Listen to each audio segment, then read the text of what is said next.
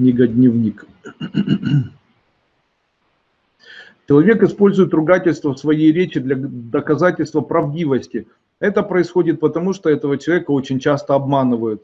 Обманывают его в связи с его некомпетентностью. Поэтому, повышая свою компетентность, образованность, у человека исчезает желание применять ругательство, и его меньше обманывают. Я очень рекомендую читать книги и не ругаться. Я вообще могу сказать, что есть смертные грехи неудачи, я их вот так назову. Эти грехи, они обязательно проваливают человека в тот социум, который всегда вынужден попрошайничать, быть потребителем, не иметь никогда счастья в жизни, вечно обижаться. Какие это такие вот какие это качества или какие это черты, которые приводят человека к тому, что он опускается на такой уровень?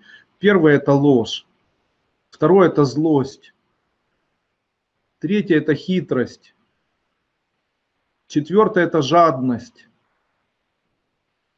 Нужно еще набрать. Пятое – это некомпетентность, нежелание читать. Шестое – это, скорее всего, невозможность контролировать чувства свои. Потому что на чувства влияют, а чувства обманчивы. И седьмое – это нежелание преодолевать страхи или страх.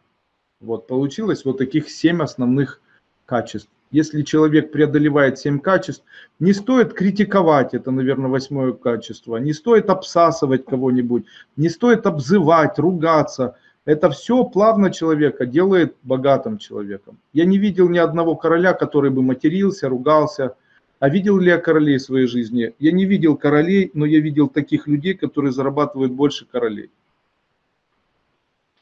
Они, несмотря на то, что некоторые из них очень-очень знаменитые бандиты, они все равно живут очень интеллигентной жизнью, у них очень ровная судьба, они мягкие, для них важна доброта, честность, душевность. Вы представляете, вот такие люди. Это требования определенного социума, с этим сделать ничего нельзя. Страхи. Я вообще считаю, что если вы хотите заниматься предпринимательством, то единственное, что вам мешает быть эффективным, это страх. Вообще страх – это то, что мешает человеку быть счастливым человеком. Найдите свой страх, преодолейте его. Это важный совет. Человек, который преодолевает страхи, на 100% делает свою жизнь замечательной и хорошей. Не бойтесь закрывать, не бойтесь открывать, не бойтесь создавать, не бойтесь потерять, ничего не бойтесь. Просто прислушивайтесь больше к уму, чем к чувствам. Сердце нас обманывает.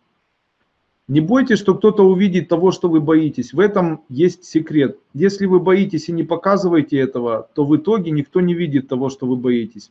Поэтому бойтесь, когда вам хочется, только никому не рассказывайте про это. Не показывать тому, что боишься, это основа смелости. Вообще, быть смелым человеком – это то, чему нужно обучать детей. Я считаю, что детей бьют в школе не потому, что они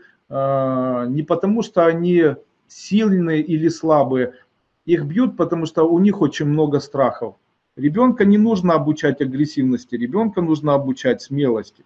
Таким образом, если ребенок смелый, тогда его никто не будет трогать. Почему? Дети очень тонко чувствуют тех, кто боится. Таким образом, ребенка нужно учить смелости, а не учить хитрости там, и всему остальному.